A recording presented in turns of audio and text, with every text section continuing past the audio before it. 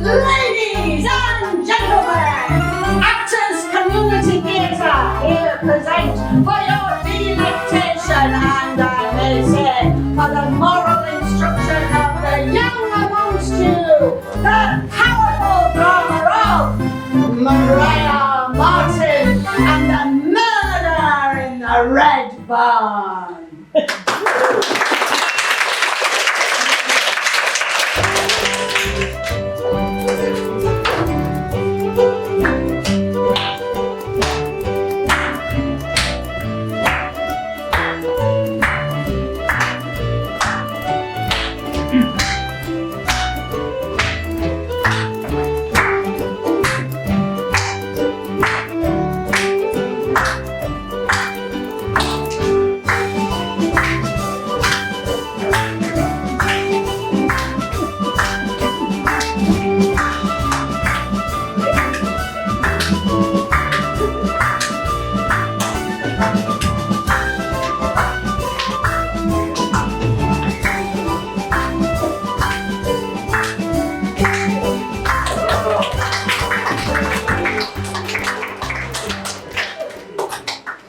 Tell your fortune. Be off!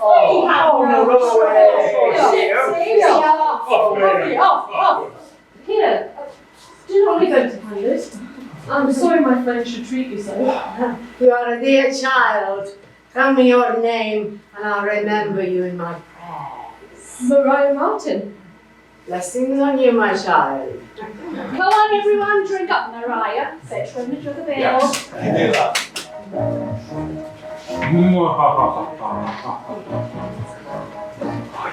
Egad, that's the pretty girl who's occupied my thoughts so much. Why, it's Mr. Gordon. I'm glad to see you here to honor our homely festivities. Thanks for your kind welcome. Say, who is that charming serving wench? That is my daughter, Mariah. Mariah, come hither, child. This is Mr. Corder, son of our landlord. Miss Marten, I claim your lovely hand for a dance. You must pardon me, kind sir.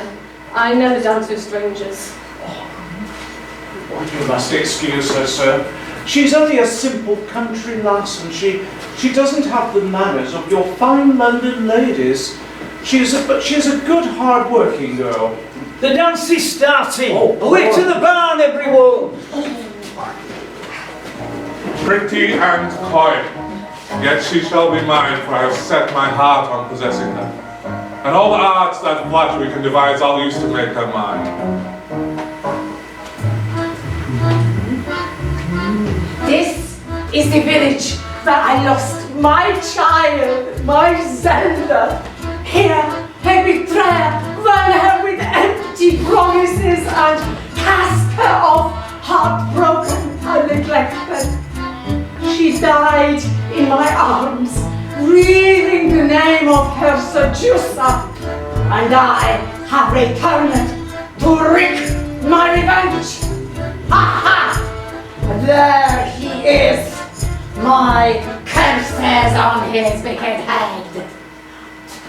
Shall a poor old gypsy read the stars for you? No. But perhaps you could use your powers to help me win the girl I love. Another innocent victim. What can I do? Find her. Tell her fortune. Tell her her fate lies with the honourable gentleman she met at the harvest home, who will bring her riches and happiness. If you do this for me, I swear I will forever be the protector of your tribe. I will do this, though I trust not your oaths. What is her name? Mariah Marten, daughter of Thomas Marten. Yonder is her abode. Go now. So, the wolf is abroad, and his victim, the girl who gave me money. Shall another innocent girl fall victim to his evil desires? No matter, she is not of our people. What mercy have our race ever shown to us? They have hounded us from village to village. They have chained and imprisoned us. I see a way to use this opportunity for mine own ends. I will aid this William Calder, and in doing so, further my revenge, leading him step by step to his doom. But I will add my own warning too. Oh, well met. The star of your destiny shines bright. Today you met the man who will be your fate. Ah, he loves you. Ah, he's rich and prosperous. He may make you happy. But listen and learn before it's too late. 'Tis written upon the tables of fate. Fortune and wealth for thee are in store, but your star is shadowed. I read no more. What? Gone? She has taken my breath away. What? I am loved by a fine gentleman. She must be Mr. Calder, our landlord's son whom I met today. He wanted to dance with me. Oh, how wonderful to be a rich lady. If it is my fate, I shall welcome it. But why shadowed? But whatever is to come, I shall always remember those lessons of virtue and piety I have been taught to keep my name and honour spotless. Gentle lady, do not trust him, though his voice be low and sweet. Heed not him who kneels before you, and who gently to you meets. Now your life is in the morning, do not trade your happy lot. Listen to the gypsy's warning, gentle lady, trust him not. Enough of this nonsense. What? This is not the true story of the life and death of Maria Marten and the career of the infamous murderer William Calder. It is a piece of fiction. Distorting the facts to provide the kind of melodramatic entertainment beloved of the ignorant and illiterate who crowd into makeshift barns and halls and theatres to applaud the wretched offerings of itinerant players. Allow me to introduce myself. I am James Curtis, and I claim to speak with authority on this matter. I can justly claim to have followed this case more closely than anybody else in England. In fact, I have written a book on the subject. Therefore, I propose to acquaint you with the facts of the extraordinary case of Maria Marten. So, the murder of Maria Marten became the cause célèbre of 1828. We know, we did a play about it. But your play is a so-called travesty of the truth. Sensational as your play may be, it's not as sensational as what really happened. Now, where was I? Yes.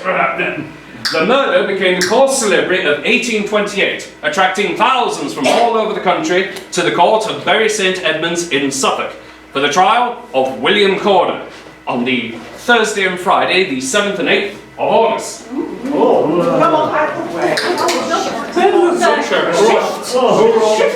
Shift. I'm from the Suffolk Chronicle. You're not local, are you? From the London Times. My editor wanted a first-hand account of proceedings. At the devil's own job finding accommodation, the whole world seems to have descended on Bury. What does he, James Curtis. Yes, James Curtis. Who does he think he is? A very singular character, freelance court reporter from London, well known around the courts, never misses a hearing at the Old Bailey or a hanging at Newgate, takes meticulous notes of proceedings. In fact, he's invented a very fast shorthand, so he misses not a single word. published it in a book called Short and Shortened. And I hear he's been chatting up the locals, What's he been doing that for? ferreting out all the background details on the case from the people who know the participants. Such a crush, never thought I'd get in. Thousands of them, so to squeeze through the doors. Help, here a seat for this poor soul. No, she's fainted. All this heat and no ventilation. Middle of a heat wave. Oh, look, the court officials are out to fight their way through the crowd. Oh look, they're passing the jury over the heads of the crowd. To your places. Oh, come on. Where? Find a space. Get over. Oh, this one, right? Sit here. Come on, shift over. All right. The trial judge is none other than Lord Chief Justice Baron Alexander, come up from London. A very important man indeed. In the name of our sovereign Lord King George, we are here to try the case of the Crown versus William Corder. My lord, the case for the Crown is that the said William Corder did on the 18th of May 1827 willfully and with premeditation murder Maria Marten in the Red Barn in Polstead. The exact cause of Mariah's death could not be determined by John Lorden, the surgeon who had carried out the examination of the body. Therefore, William Corder was indicted on 10 variations upon the counts of murder to avoid escaping death on a technicality. My lord, William Corder is indicted for murder on the following counts. 1, by shooting her with a pistol in the left side of her face. 2, by stabbing her with a sword on the left of her body. 3, by stabbing her on the right side of the face. 4, by stabbing her on the right side of the neck. 5, by fastening a handkerchief about her neck and strangling her. 6, by shooting her on the left of her face with a gun. 7, by throwing her into a hole dug into the floor of the barn and throwing a quantity of earth upon her, thereby suffocating her. 8, by throwing her into a hole and burying her. 9, by stabbing her in the left side and strangling her with a handkerchief conjointly. 10, by all 4 wounds above mentioned and by strangling her with a handkerchief conjointly.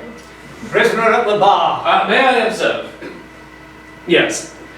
This indictment is considered to be a masterly specimen of legal skill and exactitude, one which will no doubt be used in future decades for future reference to come. It did.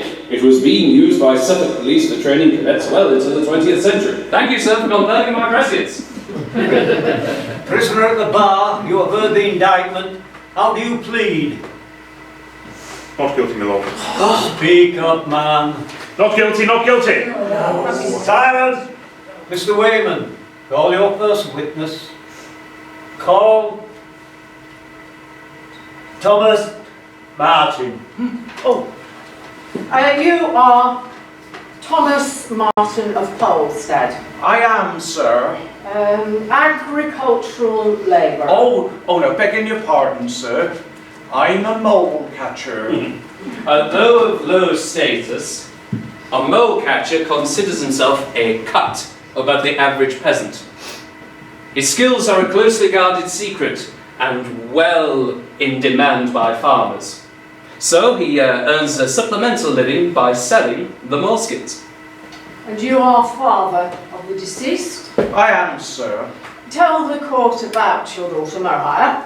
Well, she were born in 1801. She would have been 27 years old had she lived, my lad. She were a good, obedient little girl, and from being but a little one, very capable. When she were about 5 or 6, I don't recall exactly, she caught the eye of the clergyman's wife. Mr. Marten, I have a request. I'm looking for a capable child to help me in the nursery. She will live in, and have everything provided. I've been watching Mariah. She's a bright, lively child, and she would perfectly suit my purposes. Oh, well, I'm very honoured, ma'am. It would certainly help us round the house. One less mouth to feed. Good, then she can start at once. I used to see her Sundays at church, and she seemed well presented and happy, smartly dressed as well.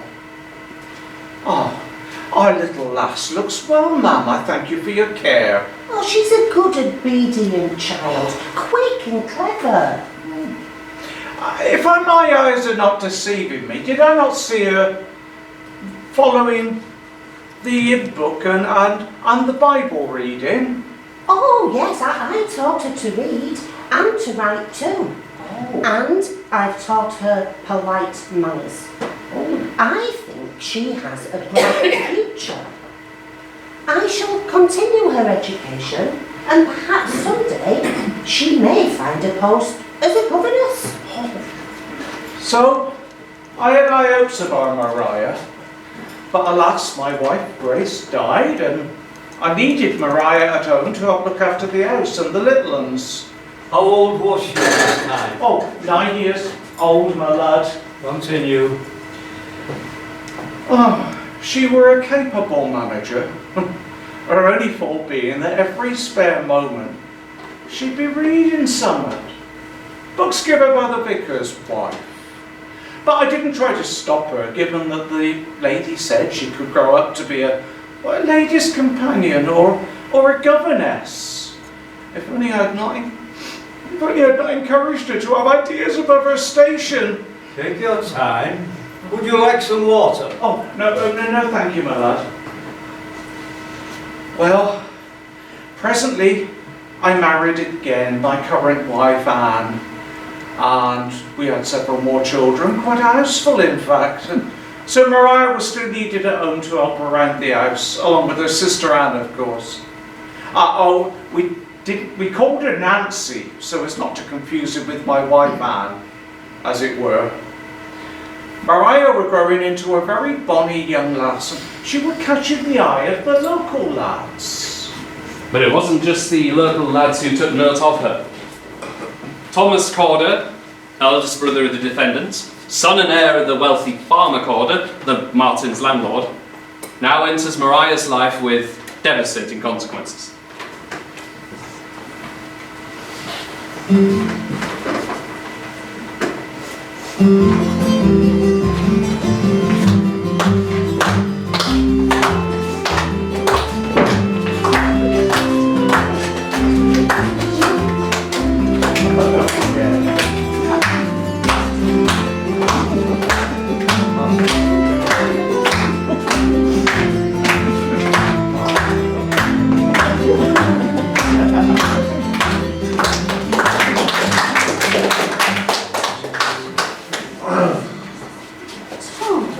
Who is that fine gentleman hovering by the door?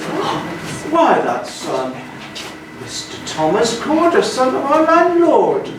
I haven't seen him in many a year. I heard he'd been abroad. Good looking chap. I know, Anne. It's only for your husband, eh?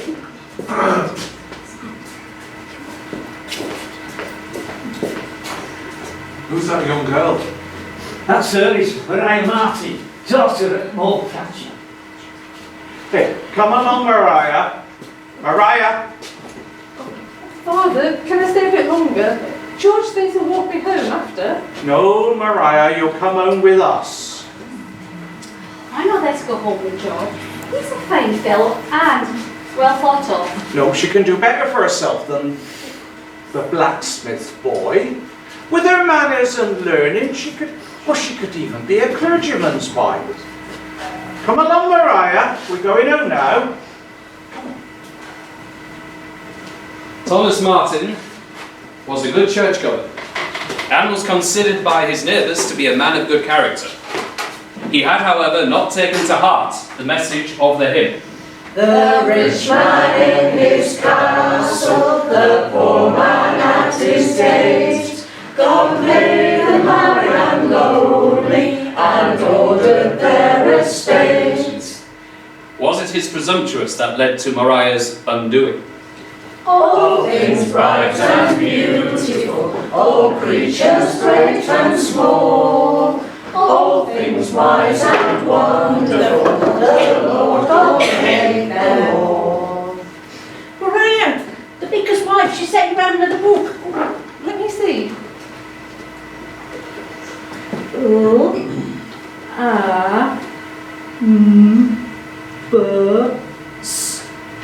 Lambus. The B is silent. The word is lambs. Oh, I'll never learn to read properly. Of course you will. You're doing very well. Try the next word.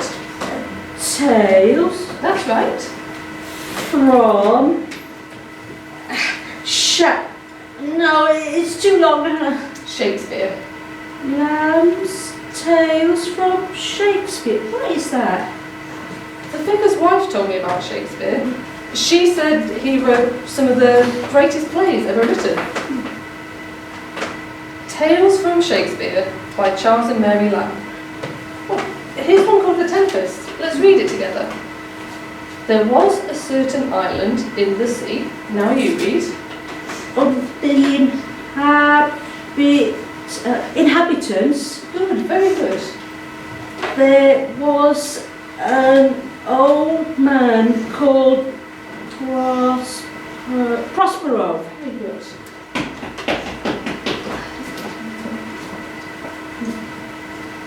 Mrs. Martin, is your good man at home? Mr. Gordon, sir, please do come in. Oh, why, it's Mr. Gordon. Oh, what brings you to our humble cottage, sir? Something happened? No, the factor is laid up with the Quincy. Oh. Well, it is rent day, as you know, so I have undertaken his round today. Oh, My father demurred my performing this menial task, but I insisted. It gives me a chance to visit the tenants. Make sure your cottages are in good order. oh, well, we are very comfortable here, sir. I thank you. Mariah, get the gentleman some ale. And how is your father? We haven't seen him this many a year. He's well enough. I'll go get the rent. Your drink, sir. I saw you at the barn dance. Well, I was there, sir. You stood out from all the rest, like a flower among vegetables. Oh, sir. You flatter. You are reading, I see. May I look? Oh, she's never got her nose out of a book, sir. Every spare minute she's got from doing her housework. That's true, sir. Even as a book in her hand, where she's meant to be doing her chores sometimes. She were educated by the vicar's wife.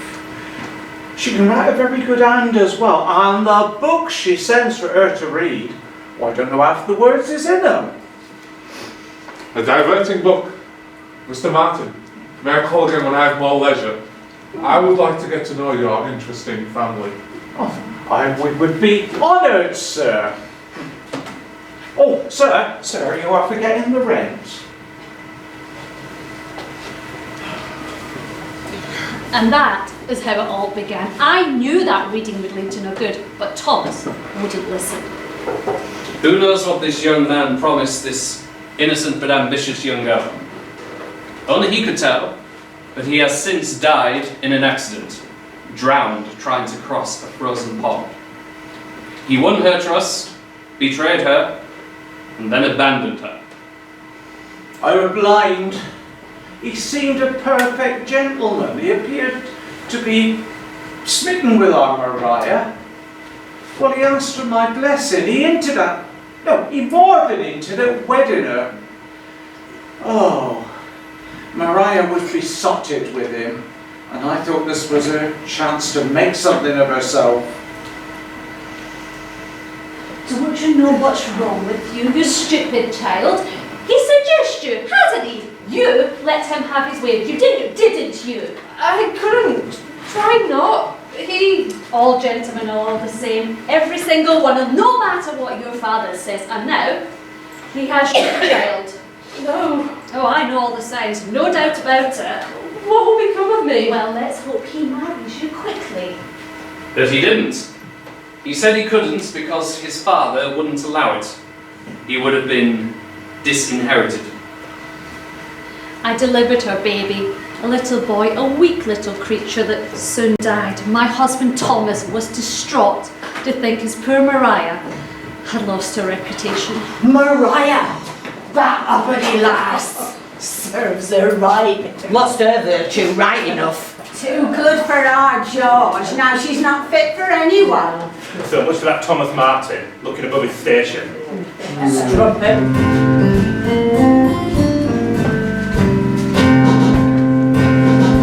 Posted town there lives a maid, well what I do say. In Posted town there lives a maid, oh would that she a maid and stay. We'll go the more a-courting with you, fair maid. Was a cut above her lights and sold her hand. She thought she was a cut above when a rich man took her for his love. We'll go the more a-courting for you're no maid. Posted town she is disgraced, not well what I do as her. In Posted town she's a disgrace, she cannot look us in the face. No more a-courting, she's in the gutter. Oh, what now? Spoilt goods, who's going to want to wed her now?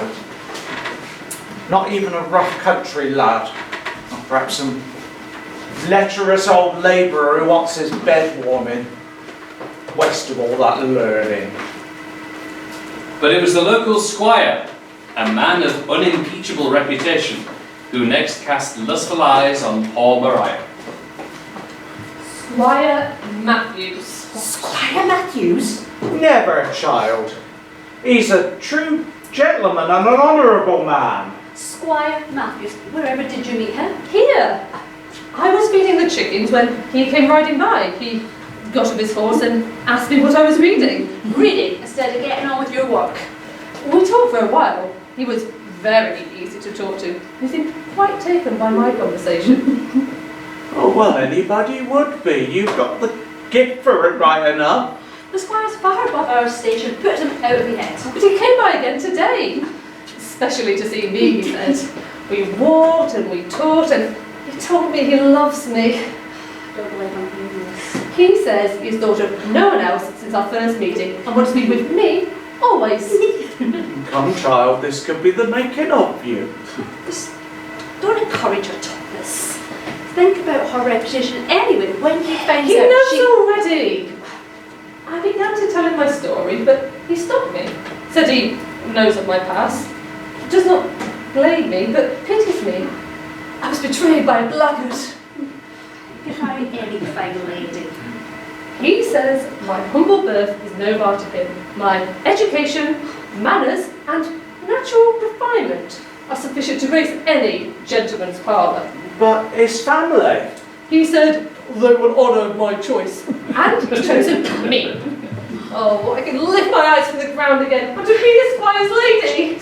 You mean you accepted him without speaking to your father? Now, don't be too hasty, Maria. Yes, he loves me and I like him. So I promise him and I'm going to be his, whatever you say. Come with me now, he's given me money for a new dress. Self-willed and headstrong, and she plays the innocent. Or she trusts him after everything that's happened to her. But this time, Squire Matthews is a true gentleman. You are as daft as she. She went to live with her squire, but there was no wedding. And a year later, when she bore him a son, he sent her back home. Think of her life now. She's 21 years old, she's been seduced twice abandoned, and little Thomas Henry there, the squire's bastard, laying witness to her willful depravity. Oh, slut. Slumpet. In Posted town there is a hallmark, well what I do say. In Posted town there is a whore, her airs and graces are no more. She's got the squire's bastard and she's cast away. I am so disappointed in you. Why did I waste my time on such a sinful creature? We now come to the final, the fatal encounter. The day that William Corder, the prisoner at the bar, entered Mariah's life. Was it by chance? Or was it with malice aforethought, taking advantage of a poor, fallen young woman? Perhaps he'll tell us himself later in the proceedings.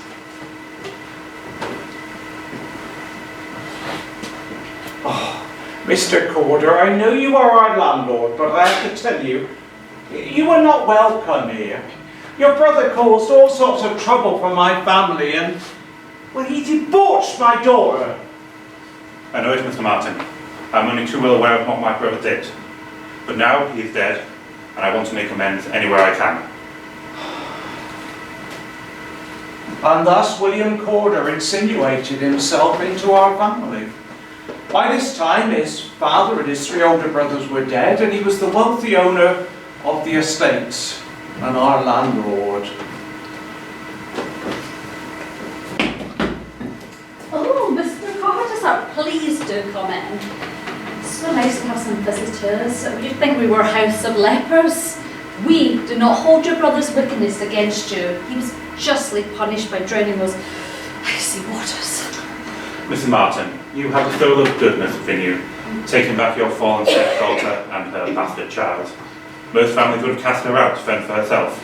Oh no, sir. I was only respecting the wishes of my husband. He blames himself for encouraging the girl and feels we must look after her. But anyway, here she is. Mariah, this is our new landlord. Oh, Please, stay. Believe me when I say I want to make amends for my brother's wrongdoings. I know that he was the beginning of your troubles. If money can help, I am a rich man. Thank you, no. Thomas Henry's father pays me a regular sum every quarter for his son's welfare. I see. Nevertheless, let me help where I can. Mrs. Martin, I wonder how you would like to go to Ipswich Fair on Saturday. I will take you, if your husband of course agrees. And you too, Mariah. Forget your troubles for a few hours. That's very kind of you, sir. But little Thomas Henry... Oh, Nancy can look after the household for a while. Thank you. We'll go, won't we, Mariah? Oh, yes.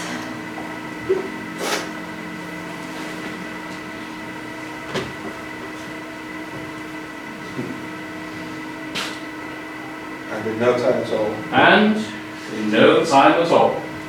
Mariah, can you get away for an hour? Nan! Tell Nan I'm just going for a walk. For a walk? To get rid of a headache. Where are we going? To where we usually go. To where we won't be disturbed and only I have the key. To the Red Barn. The Red Barn. Half a mile from the Martins' cottage. So called because the roof was partly covered in red tiles. And soon, in no time at all, is Mariah getting fat again? Something's cooking. Who's it this time? Perhaps old Martin is running a house of ill fame. Is that William Corder? What, Thomas's brother? Yeah. What does his mother say? Has anyone told her?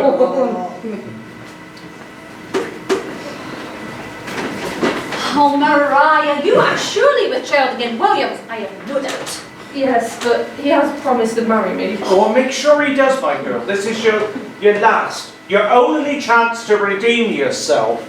Play your cards right, and you could be a rich landowner's wife. Otherwise, you'll end up a castaway slut. Oh, never cast away. Not my Mariah, not while I've a roof over my head. Oh, something has to happen. I can't abide with this cloud hanging over this house. We are a laughing stock in the village. Yes, William Corder. Something has to happen.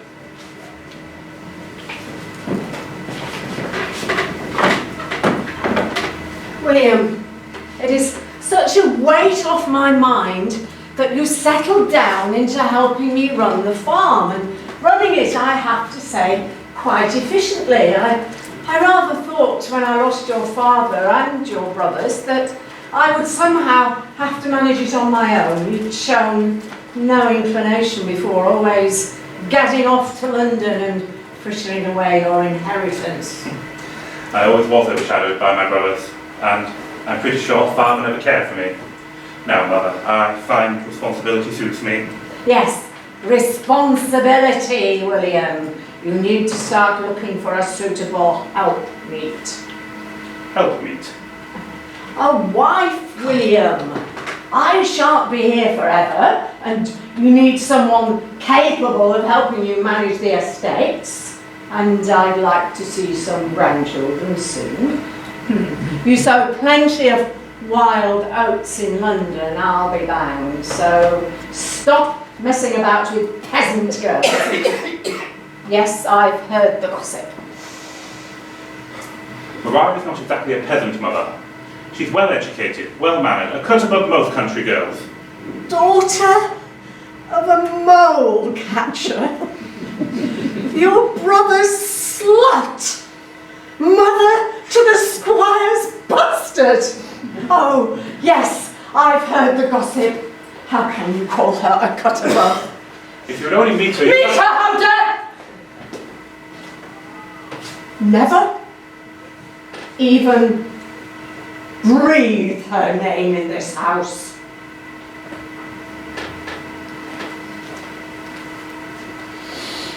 So, William, what now?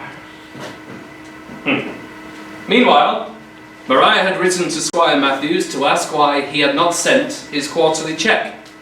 He replied that he did send it, and to his knowledge, it had been cashed. This letter from the squire. Well, I did not receive my last month's payment. The squire says he did send it.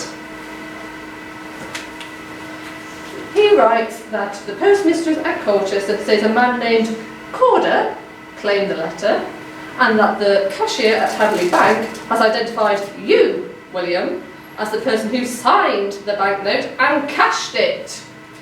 me? Why would I? How could I? The squire has inquired most carefully. And the bank clerk's description fits you, William. How did you do it? You know I need the money for Thomas Henry. I wanted to save you the trouble of going to Hadley, and well, I must have forgotten to hand it over. Well, hand it over now. I can't. 'Tis spent, I fear. But why? You have plenty of money, don't you? Not always with ready cash, but I will make it up to you. You shall make it up to me. Keep your promise to marry me. Soon. Yes, I mean to. Just as soon as I've talked my mother round, she's beginning to realise that I'm serious about you. Squire has sent me another banknote. Or rather, he has cut it in two and sent me half. I have to write to acknowledge its receipt, and then he'll send me the other half. Oh, and he might have you arrested for forgery. No, Mariah, please, you must stop him. If you truly love me, please, plead with him. God, forgery is a hangable offence. I'm sorry, I'm truly sorry. I did not mean to rob you, I just borrowed it. Please, Mariah, forgive me. I do love you, William. Of course I forgive you. And I'll write to the squire. I'll tell him it was a mistake, that I forgot I asked you to cash the note. You are a good girl. I do love you, Mariah. And you'll marry me soon? Soon. Soon after, their child was born, a boy. William, your son and heir. But he did not thrive. Within 6 weeks, it was dead. Did it die natural like? I reckon William poisoned it. It never got Christian burial. Oh. I'll take it to Hadley for burial. But do you know there are no records of any burial taking place in that church? I reckon they buried it in the fields. Poor thing. Mariah, William keeps telling us as he has named the day, but nothing happens. He had his way with you, fathered that poor little mite, God bless its soul, and now he's going to go off and leave you, just like his brother did. Father, he will keep his promise. I have good reason to be sure he will. Good day to you all. William, we were just talking about you. As a caring father, I think it is time you did the right thing by my daughter. Keep your promise as an honest man and a gentleman to wed her, so she can hold her head up once more. You know I love her, Mr. Martin, and I am desperate to make her my wife. Then I beg you to end all this uncertainty. That's what I came to tell you. My mother is coming round to the idea that my happiness depends upon me marrying my dearest Mariah. You have my word, Mr. Martin. We shall be wed within the month. Your word? Your word? Promises, promises, William. I hope so. I really hope so. Do you really mean it this time? Is your mother really coming to accept me? Perhaps she does not know me. If she were to meet me, it would allay her fears. No, not yet. Always not yet. I tell you, William, I'm tired of this dilly-dallying. I want to trust you. I want to believe you. I love you with all my heart. But I begin to have these nagging doubts. You know, I would only have to write to Squire Matthews about the forgery. Mariah, are you threatening me? You wouldn't. Of course I wouldn't. But then, you will keep your word, won't you?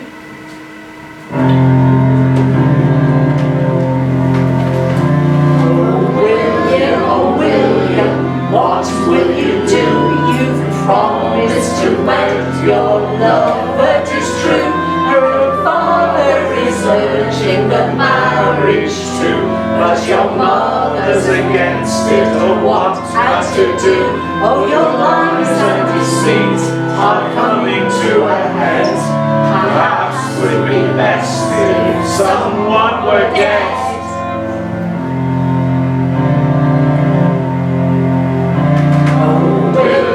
Oh William, what happens next? Your baby has died, are you glad or were you vexed? Your lover's threats are making you depressed. Oh William, what happens next? Oh, your lies and deceit are coming to a head. Perhaps would be best if someone were dead. And only a few days later. The marriage is arranged. Oh, thank God. When? Where? Tomorrow. Well, the band had not been called yet. I have a special license where to be married secretly at Ipswich tomorrow. Oh, secretly. Because, after all my pleadings, my mother has forbade the wedding. Oh, I told you all along. Mrs. Corder accept Mariah as a daughter-in-law. So, I want to make sure we are well and truly wed before she has a chance to interfere. Tomorrow. At last! Oh, Father, oh, William, tomorrow will be Mrs. William Corder. An honest woman, Mother. Oh, at last I'll be able to give both of you my blessing. And the arrangements? I'll be calling for you around noon in a gig which will take us to Ipswich where we'll be wed. From there, we'll go to the south to stay with my friends for a while. Just until I have had the opportunity to tell my mother that she has a new daughter-in-law and cannot refuse to acknowledge her. Then, I'll bring you back home. Till tomorrow, my love. Till tomorrow. 'Tis the 18th day of May. The household of the Martins is up in a bustle of excitement. We must leave at once. William, you're here so soon. I'm not ready. But there's a warrant out for your arrest. What? What for? I don't understand. They have said you have had born children out of wedlock and they can have you taken away to a house of correction. I never heard of such a thing. But the parish beagles are out, I hear. We must go at once, Mariah, before they find you. Best we go separately and in disguise. My mother, too, has eyes and ears everywhere. Here, have some of my things to wear. I will go first. Wait a few minutes, then follow me. Meet me over at the Red Barn. I have a gig concealed within the woods. Put on my hat and cloak, and meet me at the Red Barn. Do not fail. The clothes, the wedding, the journey. After? All taken care of. There's a trunk in the gig full of fine clothes fit for the bride of William Corder. Do not fail me, Mariah. Put on my hat and cloak, and meet me at the Red Barn. I'll not fail, dearest William. Goodbye to you all. When I see you again, Mr. Martin, it will be as your son-in-law. Here, take your little velvet bag. Don't forget your book and your handkerchief. Goodbye. The money up. At last it is my wedding day. Oh father and oh mother, dear sister Nan and brother Tom, I go to meet my lover. Put on his coat, put on his hat, pretend to be a man. Farewell to you, my loved ones all, I'll rise you when I can. With steps of light, through hearts so free, shall cross his tears, shades turns, towards the barn where as she knows, a lover there awaits her. The red barn, the faithful barn, she hurries to the door. The master goes and dreams their end, she's gone forevermore.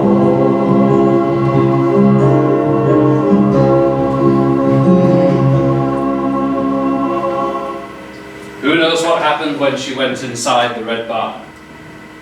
We only know is that she never came out alive. Alas, her hopes and dreams their end, she's gone forevermore. We now proceed to the circumstances of the discovery of the murder. It were a week or two after we'd last seen Maria setting off for her wedding when, out in the fields, I met William Corder. Oh, why, William? Are you back? Is Maria with you? Where is she? She's staying with some friends in the south near Brighton for a while. Oh. She says she has been quite ill and is recovering well in the sea air. She would have written, however, she has injured her hand and writing is too painful. Oh, I'm sorry to hear that. Oh, it is healing fast. She says to tell you she is very happy. Oh. Well, thank you, William. You've put our minds at rest. We were getting worried because we hadn't heard anything. I hope she'll be back with us soon. I'll bring up in a month or so. Oh, shall I get Nancy to write her a letter? Do so. Leave it addressed to me at the post office and I'll convey it to her. And a week or so later, For us? Nancy, a letter, come see. Thomas Marten. Look, a London postmark. Well, do you want it? Do you recognise the writing? No. Well, read it. It's from Maria. It doesn't look like a handwriting. It's such scrawly writing.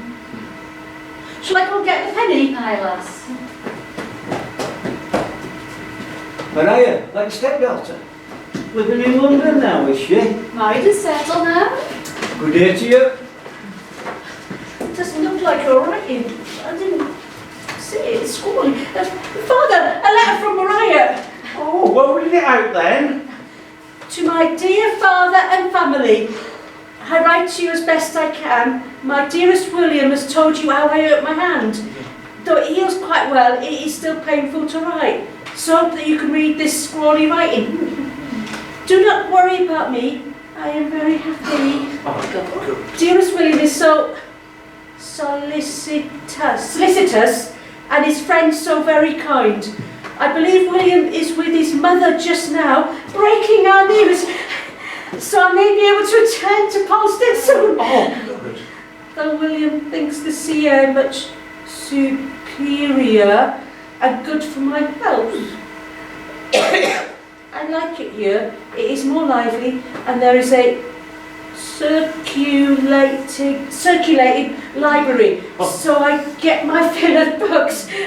My thoughts are with you all. Maria Corder. but the weeks went by with no further letters. We had nowhere to write to. William went away again.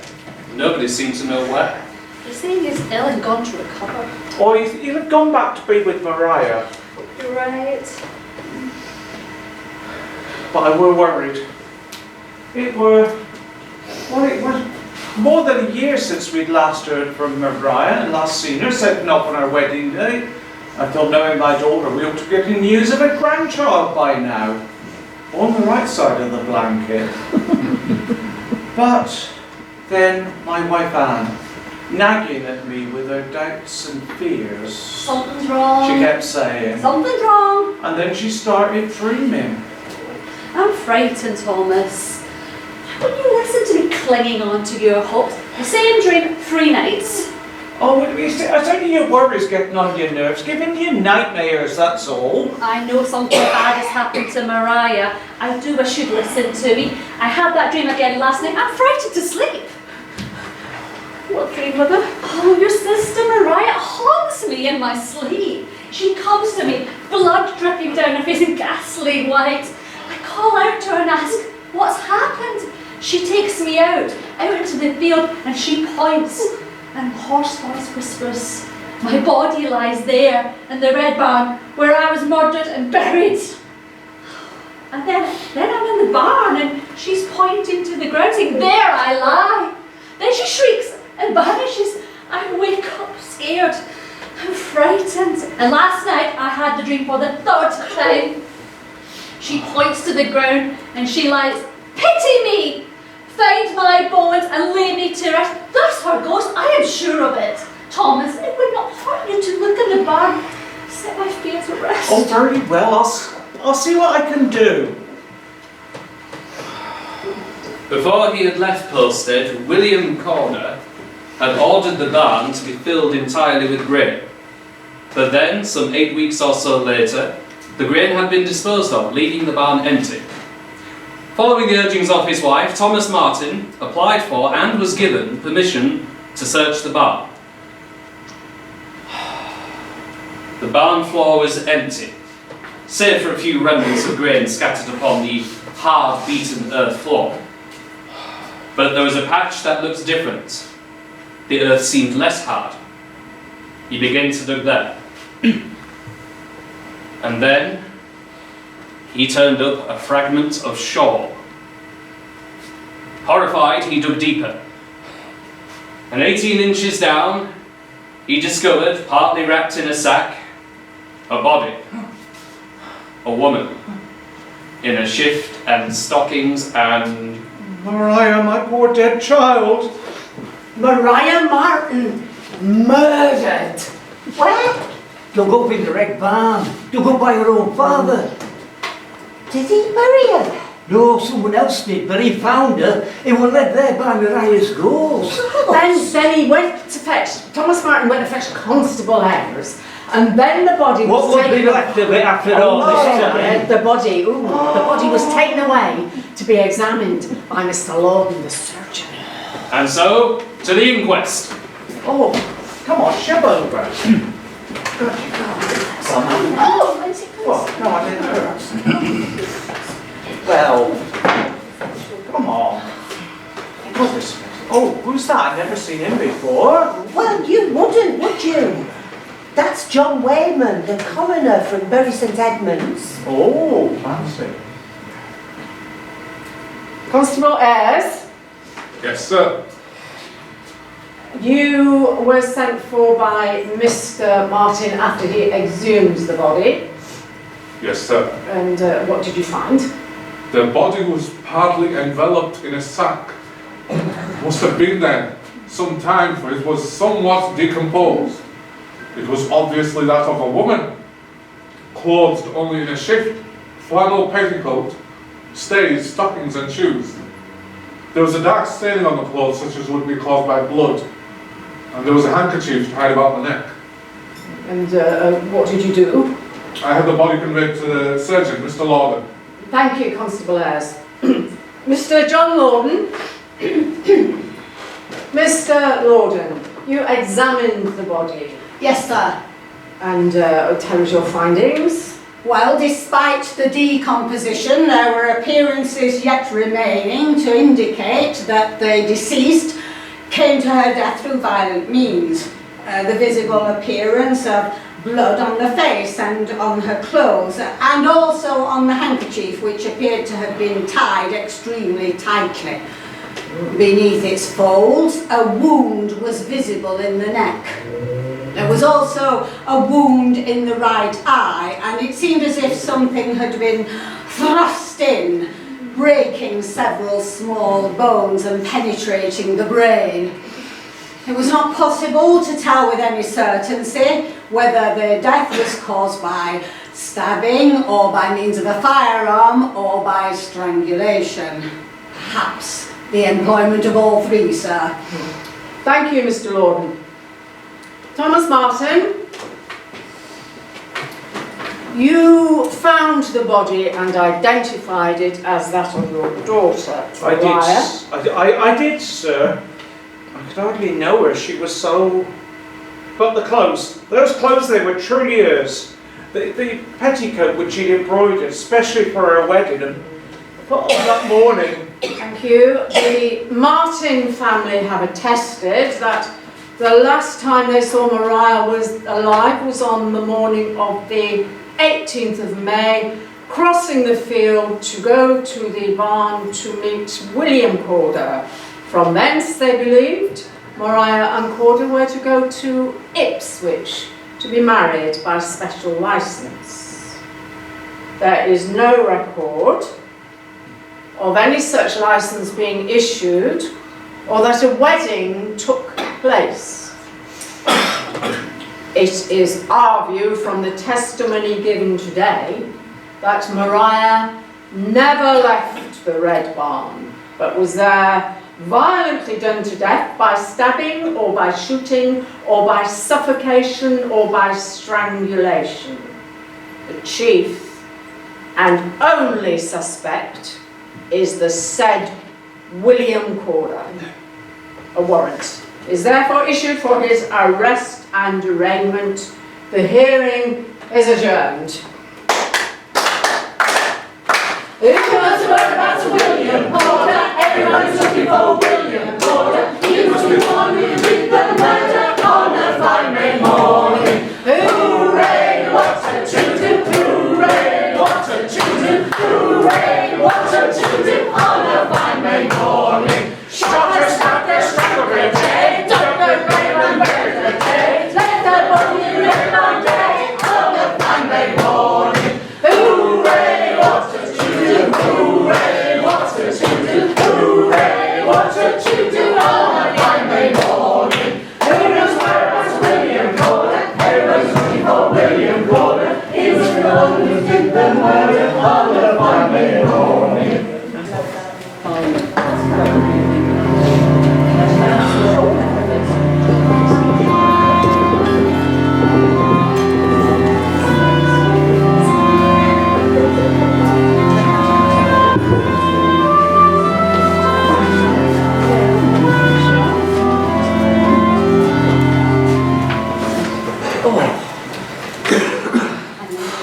Silencing talk. Shut up. All right.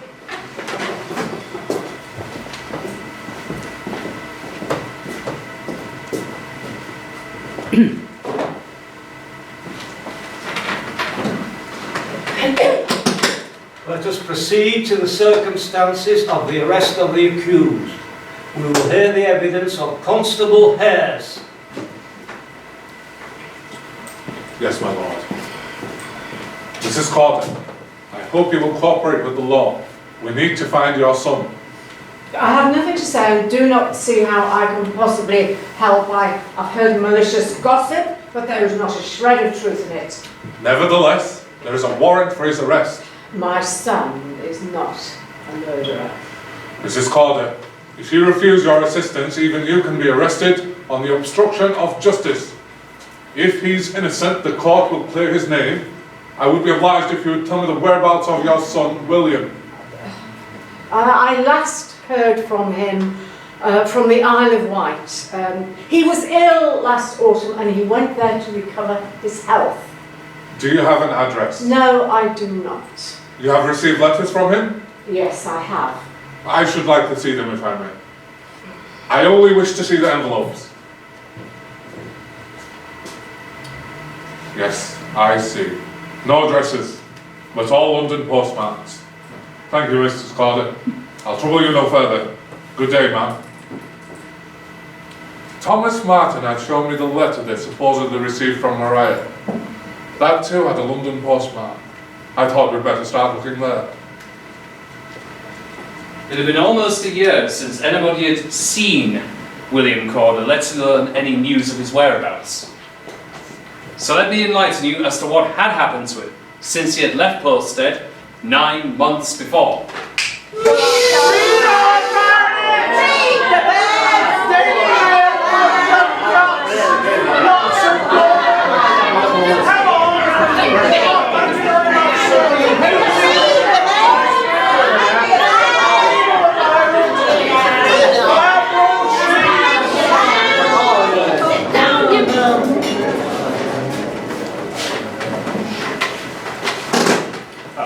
Are you our Fostner stationer?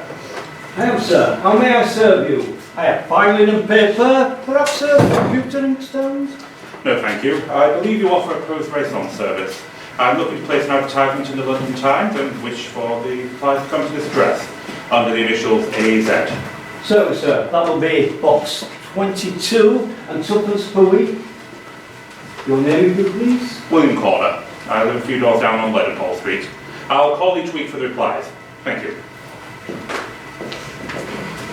A private gentleman, aged 24 and entirely independent, whose disposition is not to be exceeded. Has lately lost the chief of his family through the hand of Providence. This is addressed To any female of respectability who is studying for domestic comfort and who is willing to confide her future happiness. to one in every way qualified to render the married state desirable, As the advertiser is in affluence. Many happy marriages have taken place through means similar to this resorted to. Should this meet the eye of any lady who desires to meet a social, tender, kind, sympathising companion, she will find this advertisement worth her notice. Honour and secrecy may be depended upon. It is requested that the reply be addressed to AZ, post paid, 68 Leadenhall Street, care of R. Fostner, stationer. Oh, gentle ladies, you must beware when answering an ad. You do not know who the writer is. He might just be a cad. They must be in desperate need to risk their futures. So, oh ladies, do not entrust your lives to someone you don't know. I guess from the replies that it was a matrimonial advertisement. Envelope scented with lavender, wax seals of flowers or cupids. I reply with the utmost delicacy. I would trust you can arrange a suitable rendezvous. I propose we meet Monday next at noon, wherever you should arrange it. I shall be wearing a black gown and a scarlet shawl. I'm carrying a white handkerchief in my right hand. I'm a 22-year-old orphan looking for an husband and protector. You will favour me by calling tomorrow, October 20th, between the hours of 4 and 5. Be punctual! Now, I am not generally disposed to view such advertisements in a favourable light, but I shall say nothing of my personal appearance, preferring ocular demonstration. I am considered a pretty figure. Hair not brown, blue eyes, not generally considered plain. My age, nearly 25. I beg to reply to your advertisement of Sunday last, but I fear it is nothing but a frolic. Although your advertisement reads fair, I feel there may be some tricks on your side. I waited, but he never came. No reply. I fear it was a joke.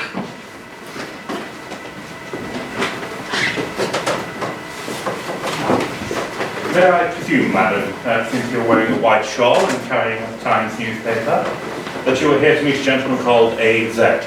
And may I assume, as you were wearing spectacles and carrying a rolled up copy of the Times, that you are indeed Mr. A.Z.? And you are Miss Mary Moore? I am. Then, Miss Moore, I am A.Z. Allow me to introduce myself. William Corner. Mr. Corner. I am a widower seeking the consolidation of an affectionate female. Your reply to my advertisement struck a chord. I am a man of means. I own many farms in Suffolk. However, I've since escaped to the city as there are too many painful memories in the countryside. I too have means. I am an orphan, and with my inheritance, I set up a school for gentlewomen, a boarding school. I too am independent. Then, Miss Moore, may I be so impertinent to ask why you seek a husband if you are so independent?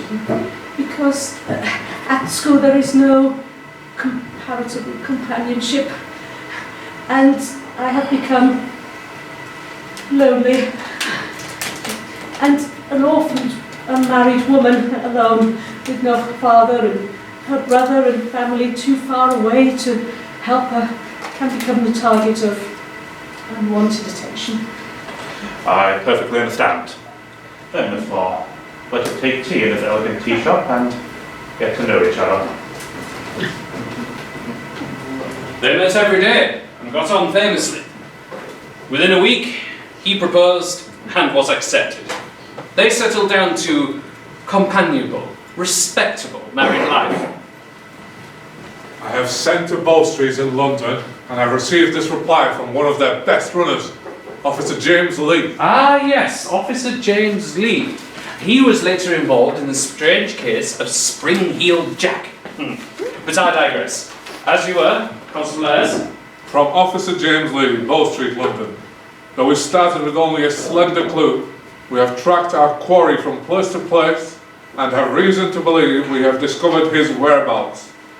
That he is the William Corder who is married and proprietor of Grove House Boarding School for Young Ladies in Ealing Lane near Bradford. If you will join me here tomorrow, I am confident we will make an arrest shortly.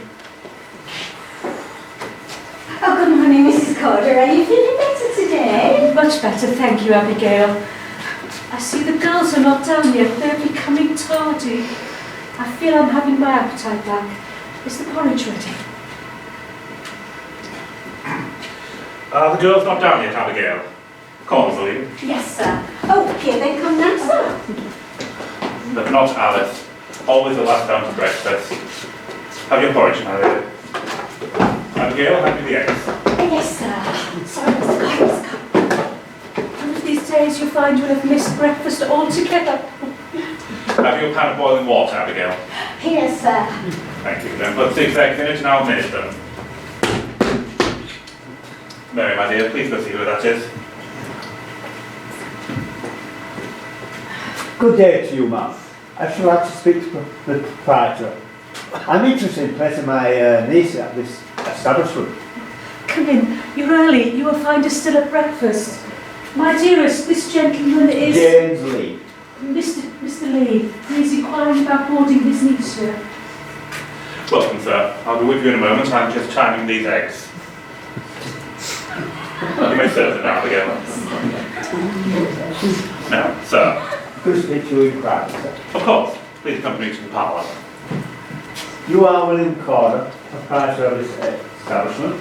I am, sir. And may I say your niece will be most happy. William Corder, I'm an officer of the law. I'm here to arrest you on a very serious matter. Have you ever been acquainted with a person by the name of Mariah Marten? No. I've never heard that name in all my life. I've got a warrant to search his house. Come on, constables, I want a thorough search of this. Just having breakfast. We'll start upstairs. What's happening? Who are these people? It's all a mistake, Mary, my dear. Please, go attend to the girls. What are they looking for? I don't know, Mary. Please, do as I ask. I have found a passport in the name of William Corder from the French ambassador dated 27th of December 1827. Prepare to go over to the continents, sir. Sir, I have found a brace of pistols, a powder flask, and this velvet bag containing a number of pistol balls. And beside them, a sharp-pointed dagger. William Corder, I'm arresting you on the charge of that you brutally murdered Mariah Marten. I tell you, sir, I am innocent. You are making a terrible mistake. That's for the judge and jury to decide, sir. Now you must come with us. Please, I pray you not to tell my wife with what I'm charged with. In her condition, she is with child. Maybe so kind that I may take my leave of her. Very well, sir.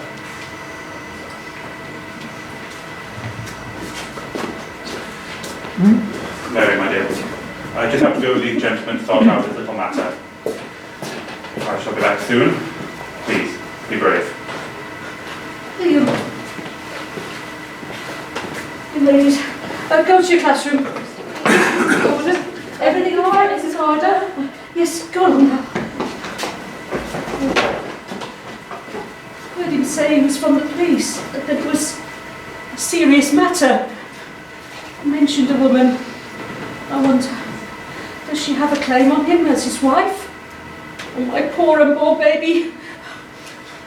I know he is true to me. I will stand by him. He loves me, and I love him. Oh.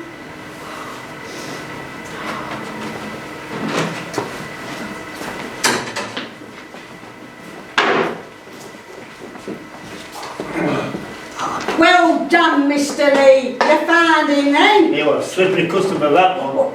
But he's where he should be now, back in Suffolk and in prison.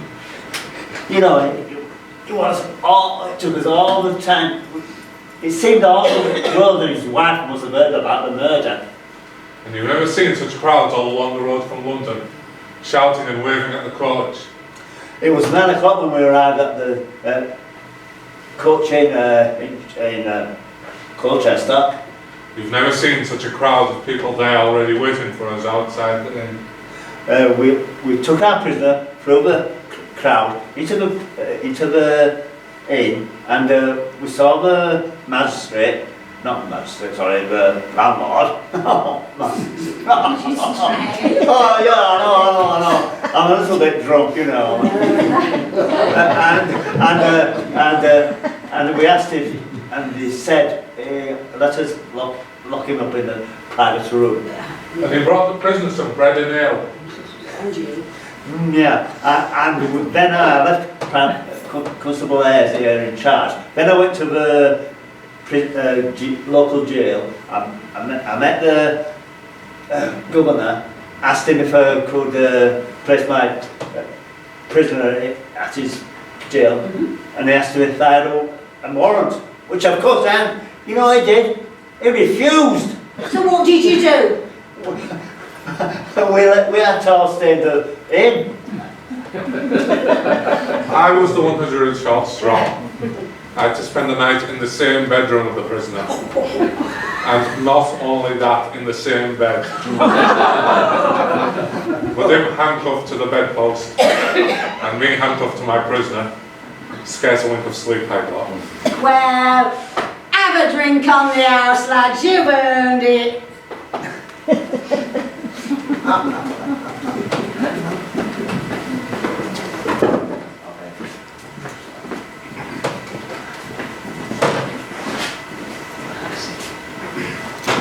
Mother, I can scarcely dare to address you, having the full knowledge of the shame that I brought upon our family and the stain cast upon my friends forever. I have but a few minutes to write, but I have to solicit that you receive my brother-in-law, Mr. Moore. on Friday morning, with who will be my injured, lawful and worldly affectionate wife. I have always received from her side of the family the kindest treatment, and hope that the same may be returned to them from you whilst they are here for the short time in the country. I hear that you are tolerably well.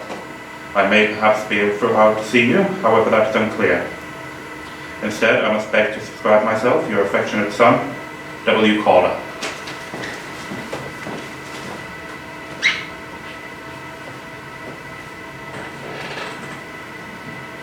We have heard from Constable Hayes and Officer Lee the evidence of the arrest.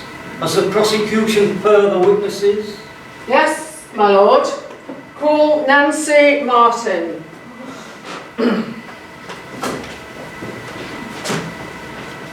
You are Nancy Marten. I am. Have you seen before you this velvet bag containing pistol balls, which was found at the premises of William Cawdor in London? Yes, sir. It belonged to Mariah. She had it with her. She took it on the day she went to meet William. It contained some knickknacks, only I'm certain it didn't contain pistol balls. I know it for sure. Thank you, Miss Marten. Call James Harcourt.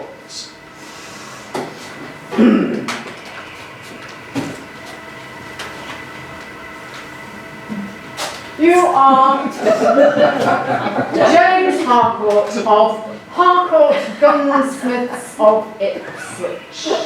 Yes, sir. And have you seen before this brace of pistols? Yes, sir. They were purchased me by William Cawdor. And the prisoner declares that they have been in his possession for some time and were not bought with malice aforethought. They were purchased for me some years ago. However, recent modifications have been made to that particular pistol, and he brought them to me to make the appropriate adjustments. And when did you make these modifications? Early last year, sir. And would that be a month or so before Mariah went missing? It would, sir. And did he purchase at the same time, do you recall, a powder flask and some pistol balls? I do, sir. Thank you, Mr. Harcourt. Call Thomas Henry Marten.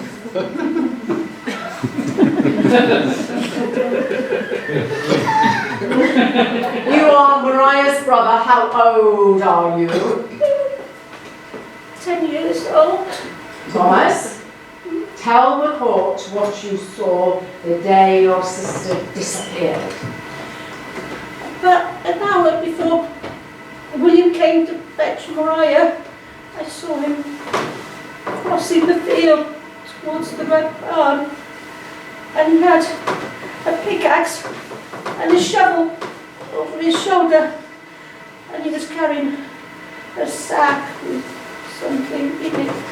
And might that something have been the pistols? It might have, sir. I don't rightly know. Thank you. My lord, the evidence of William Cawdor's guilt is overwhelming. Having seduced the poor young woman, callously disposing of her dead child, and having no intention of marrying her, even though he repeatedly promised her and her family so to do.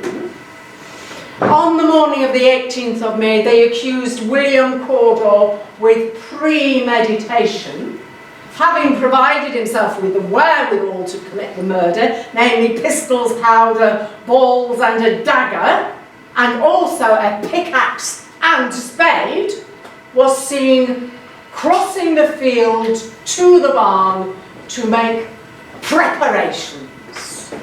He then goes to the Martens' household with a cock and bull story about an imminent arrest and instructs her to go to the barn in disguise. When Mariah follows him there, he was waiting for her.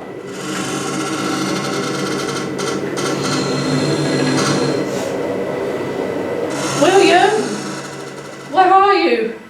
Here, Mariah. At last, William. I was so afraid something might go wrong. At last we can be together. Did anybody see you crossing the field? No, there was no one about. In any case, no one would have recognised me like this. Mariah, tell me. Your threat to tell Squire Matthews about the forged note. Will you hold that over me after we're married? Of course not. That was never a threat. Why do you ask that now? Oh, let's hurry away from here. I can't wait to get to Ipswich to be married. Take off my cloak. But why? Won't I need it to escape with you to the gig? Take it off. I have other clothes for you. He instructed her to remove her dress. As she was doing so, he pulled out the pistol, already primed, and as she was standing there in her petticoat, William, what are you? she rushes to him, falls at his feet, her head thrown back. Goodbye, Mariah. And thus the bullet enters her jaw and passes out through her eye, consistent with the wounds described by the surgeon. To make sure of her death, he strangles her with a handkerchief, stabs her in the face, and then drags her body to the grave he had previously dug and buries her. That, my lord, concludes the case for the prosecution.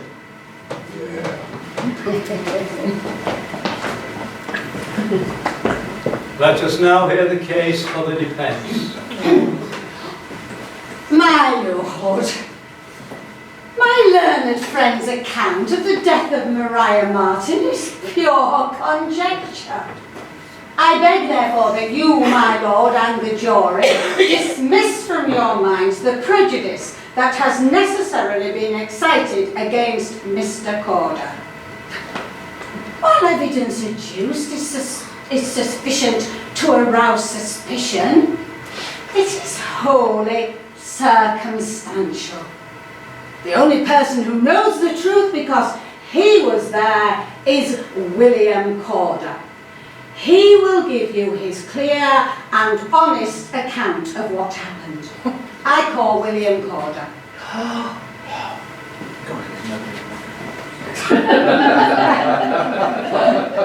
What can you tell us of the circumstances of the death of Maria Marten?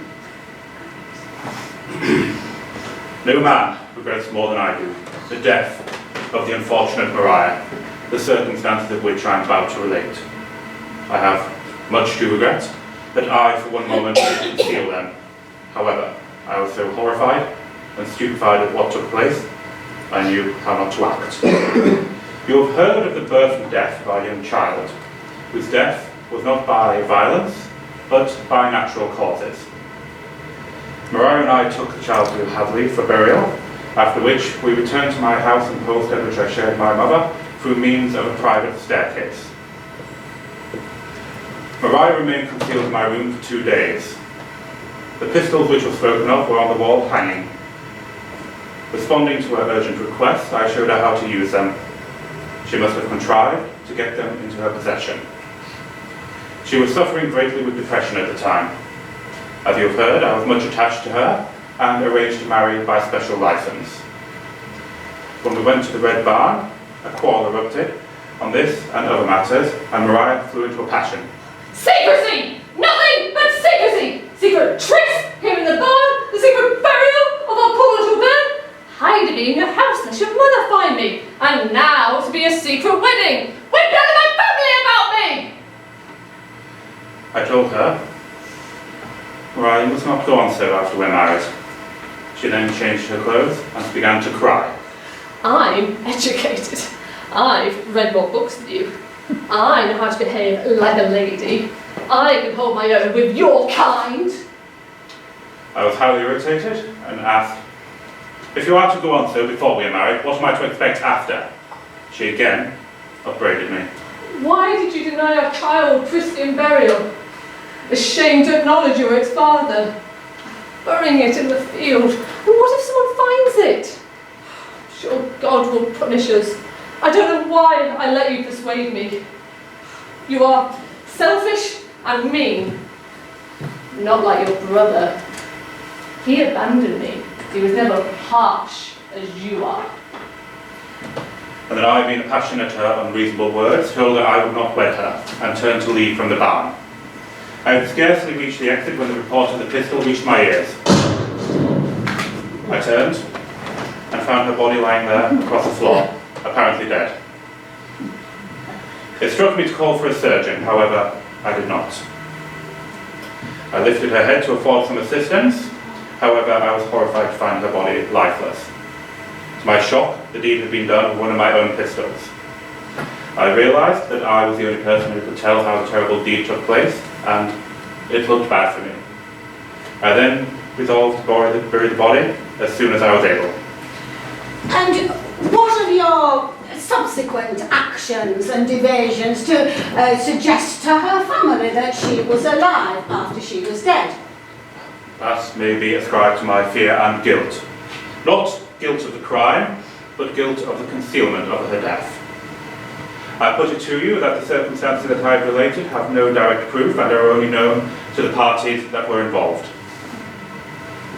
My lord, members of the jury, the defence submits that Maria Marten stole the pistol from the bedroom of the accused, and in the Red Barn she took her own life while in a state of depression amounting to derangement, occasioned by the guilt and grief over the death and burial of her child. She will continue with this. And in the knowledge that in the light of her frankly debauched and simple life, she could never be accepted by Mrs. Corder, nor into society. A number of character witnesses were now brought forward to assess William Corder based on his childhood to manhood. Cheating and lying his way through school. Dissipating his inheritance with gamblers and whores and thieves in London. On one occasion, robbing his own father.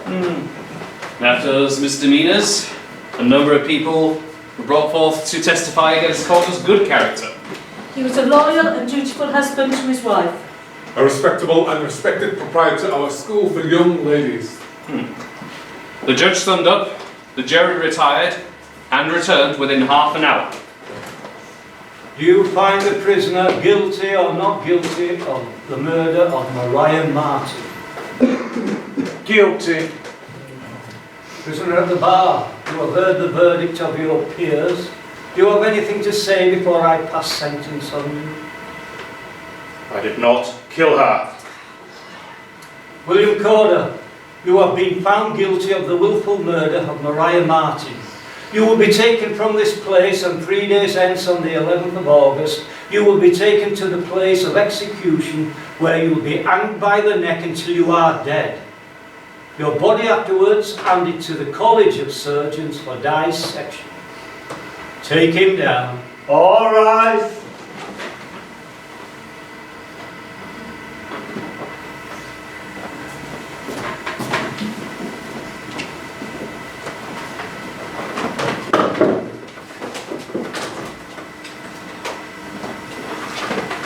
To be taken for dissection. Oh God, nobody will dig my grave. William, you have gone with me to the chapel and partaken in a service, after which you wept and showed you were moved. You have listened to my exhortations, and yet still you deny your guilt. Why will you not confess your crime and unburden your soul? I am of Protestant persuasion that confession to God is all that is required. Confession to a man is called popedom or popery, and I will not do it.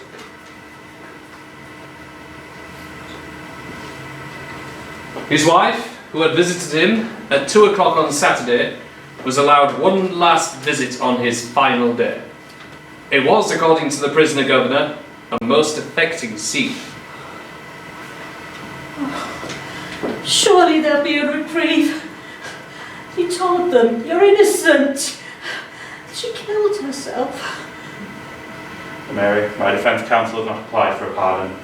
Oh, They accept the verdict. I believe that the whole world found me guilty before I've even tried. Oh, William, I cannot bear to lose you.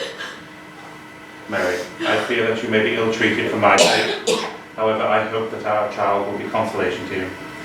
I know it will be a boy. I will call him William. Now, Mary, you may find yourself in need of a protector.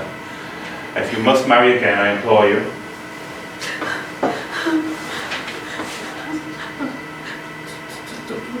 Sorry, Mrs. Corder, we must leave now.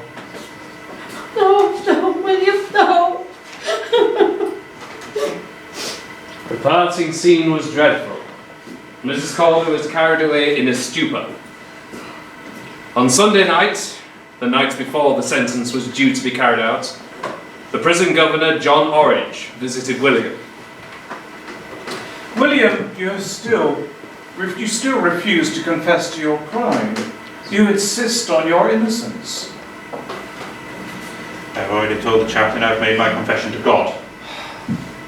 Then, William, you do not realise that if you continue to deny your crime, should you quit this world, your crime will be much worse. My legal counsel had advised me to deny the crime. William, that was all very proper prior to your conviction. But now you are a condemned man, soon to meet your Maker. William, all earthly considerations must cease. Only openly expressed remorse can truly clear your conscience before God and man. If what you say is true, how can I? Sir, I wish you had been my confidant and not a chaplain. I do repent. I do confess I am the guilty man. William, you have done well to open your heart and clear your conscience. Now you must write your true confession. Thank you, sir. Yes, I will write it. Bury Jail, August 10th, condemned cell, Sunday evening. What time is it, sir? 11:30. 11:30. I acknowledge being guilty of the death of the poor Maria Marten by shooting her with a pistol. When we left her father's house, we began quarrelling about the burial of the child. She, apprehending that place where it was deposited, would be found out.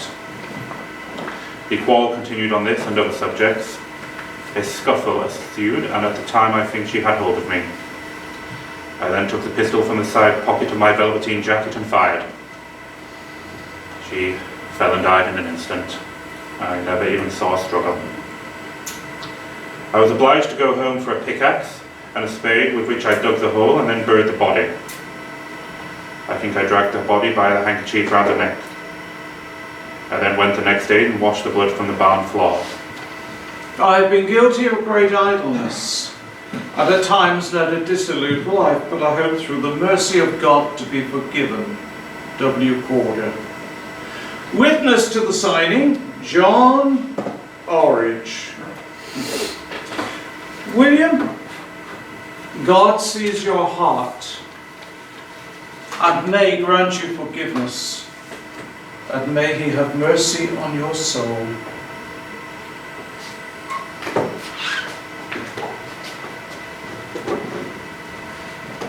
There can scarcely be little merit attached to the confession, however. There's no doubt it was the result of premeditation. Why the pistol so recently modified?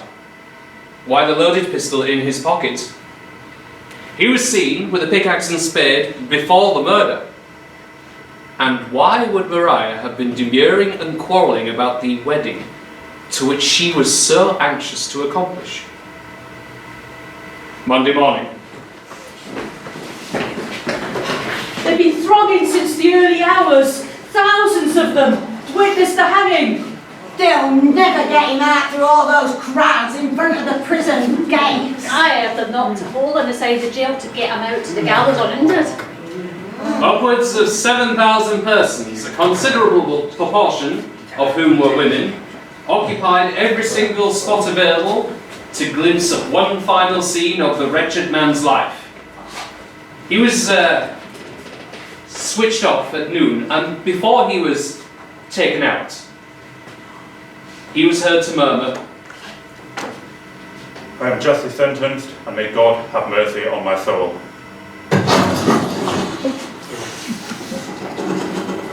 and then the prison governor was heard to say, The prisoner acknowledged the justice of his sentence and died in peace with all men.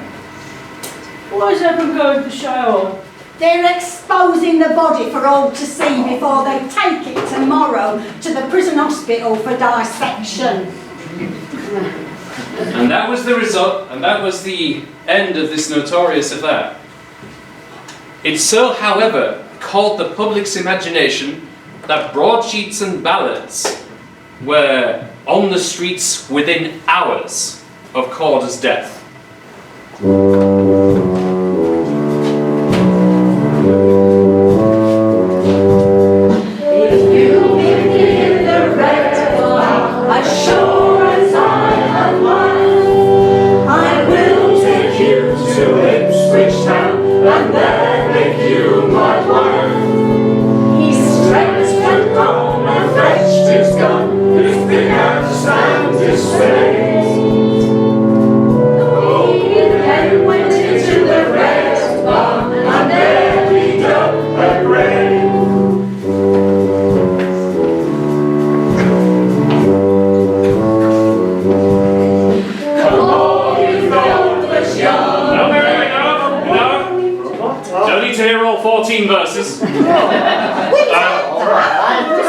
Copies of the ballad are on display for all to read.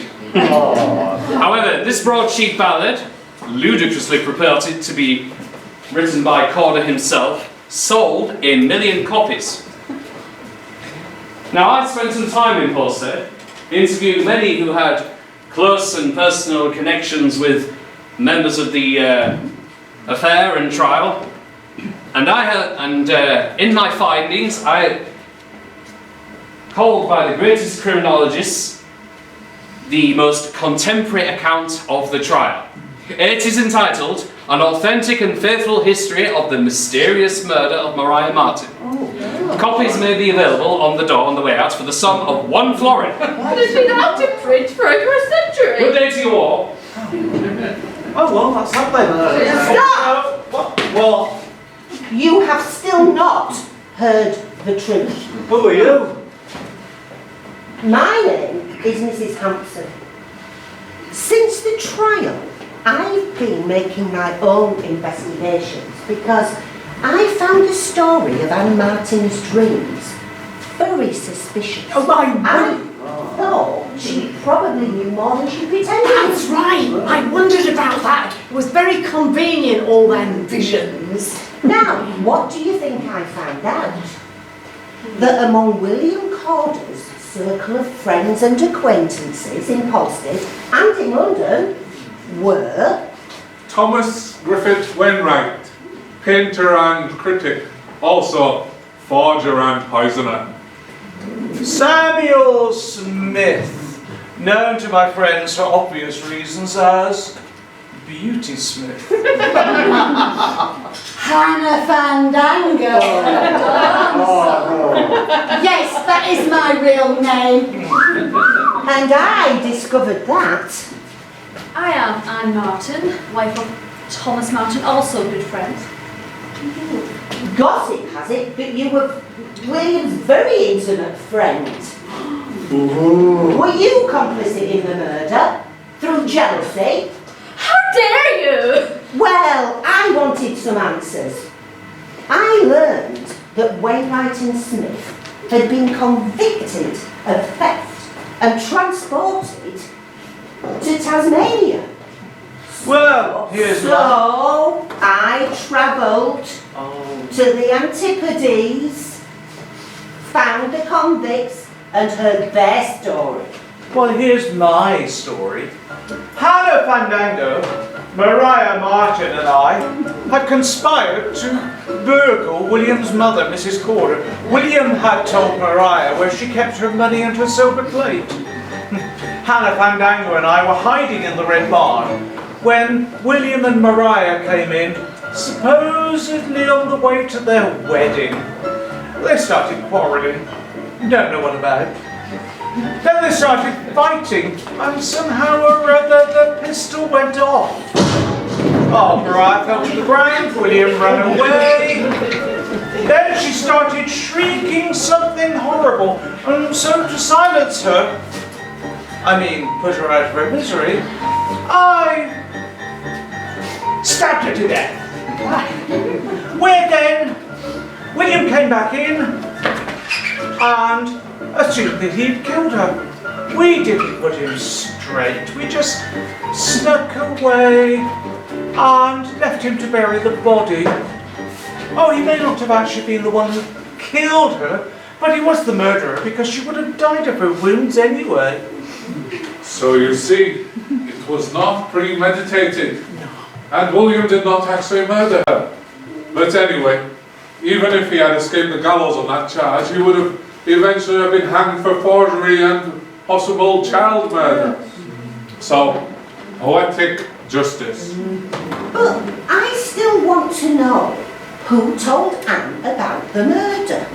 Because I don't believe it was a ghost. Or was she implicated? You know when Beauty Smith? You know, when Beauty Smith was arrested, that was the time when Anne started having her so-called dreams. Did she believe that William had betrayed him as well as abandoning her? And was this her revenge? Poor Thomas Marten. A slut of a daughter and a wife no better than she should be. What is the truth, Anne? She's not telling. And can you believe forgers and thieves? I wonder how much Mrs. Hampson paid them to tell a tale. But whatever the truth, the story of the murder in the Red Barn makes jolly good theatre.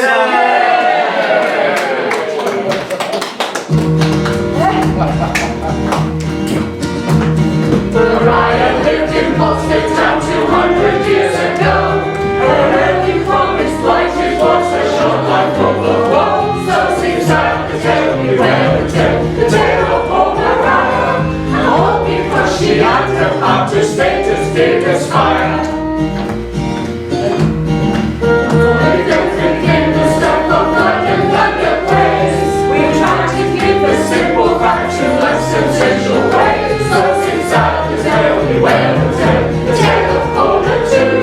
Both of them to see the ends, and this is our end too.